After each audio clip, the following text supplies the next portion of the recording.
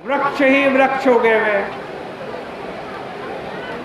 प्रचेताओं को बड़ा क्रोध आया, इन वृक्षों ने हमारी सारी पिता की जमीन को कब्जा कर लिया है, हम एक भी वृक्ष नहीं रहने देंगे। तब वृक्षों को भय लगा, उन्होंने अपनी पुत्री मारिशा के साथ प्रचेताओं का विवाह कर दिया। अब तो ये प्रचेता आज वृक्षों के जमाई बाबू बन गए। फिर इसके बाद मारिशा से आज दक्ष की उत्पत्ति हुई और दक्ष ने सृष्टि की रक्षा करी। बड़ा भारी तेजस्वी दक्ष था, उसके दाक्ष के कारण ही उसका नाम दक्ष पड़ा। मैत्रेय ऋषि कह रहे हैं, विदुर जी, बहुत समय बाद प्रचेताओं को विवेक उदय हुआ, उनका सारा ज्ञान विज्ञान दब गया था। अब विज्ञान की उत्पत्ति हुई और उनको भगवान की बात याद आ गई। उन्होंने अपनी पत्नी मारिशा को अपने पुत्र दक्ष के हवाले कर दिया और साप प्रजन गृहात घर से निकल गए। चलते चलते पश्चिम दिशा में समुद्र तट पर वे पहुंचे, जहाँ जाजली नाम के ऋषि सिद्ध हुए थे। उसी स्थान पर अब वो भजन करने लगे। उन्होंने परब्रह्म परमात्मा में अपना आपा मिला लिया और उसी समय नारद जी वहाँ आए। यहाँ देखो, प्रचेताओं को शंकर जी ने शिष्य बनाया, उसके बाद उनको भगवान के दर्शन हुए। फिर दक्ष जैसा पुत्र भी हुआ। अब उनको पक्का करने के लिए नारद जी आए।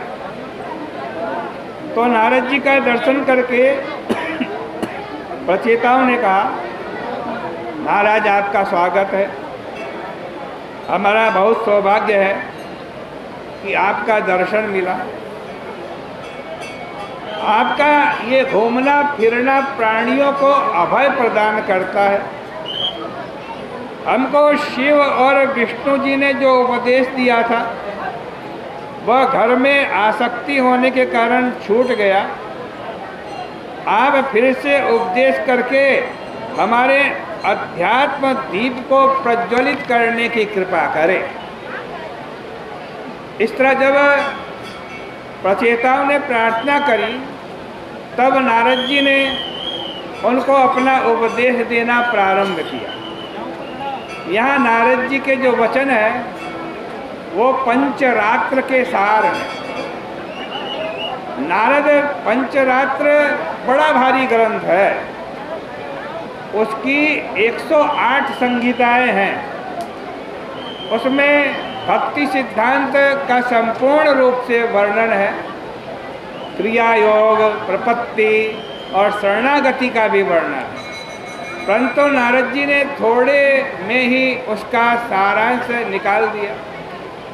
नारद जी ने कहा कि देखो, आज राजाओं तज्जन्म तानि कर्माणि तदायुस् तन्मनोवचः।